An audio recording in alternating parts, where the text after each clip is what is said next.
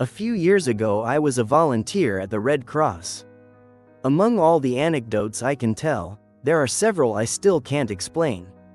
In the unit where I worked, very strange things always happened. We heard footsteps when no one was there. Sometimes we had to sleep inside the ambulance and it started moving on its own. At certain hours of the morning, the delegation would fill with a horrible smell.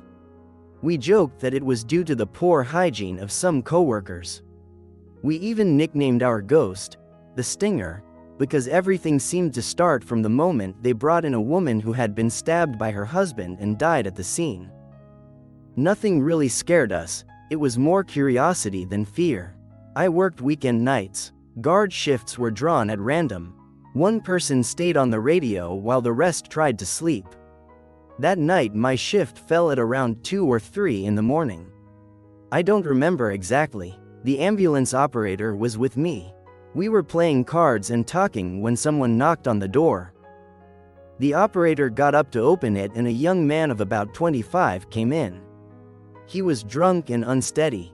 He seemed upset and told us he'd been walking and seen a car crash as a bridge was lowered.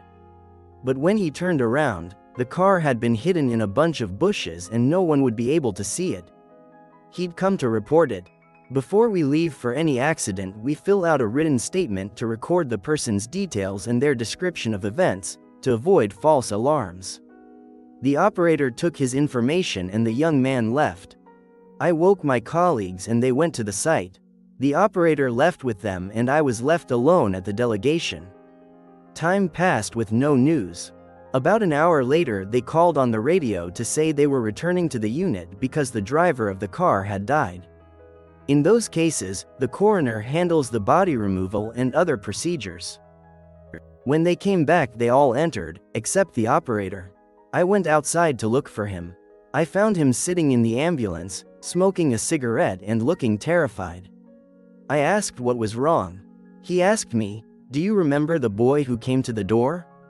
The one who gave us his information? What was his name?" I answered that I did. Then he told me something that stopped me cold. "You won't believe this," he said. "He was the one who died in the accident. The doctor said the death was instantaneous, he had broken his neck." We compared the statement forms and the details matched. I never saw the corpse with my own eyes, but the data coincided. The operator, who had gone to the scene and done the body removal, was shaken. I still can't explain what happened. It's the most intriguing thing I've experienced. I leave it as an anecdote without an answer.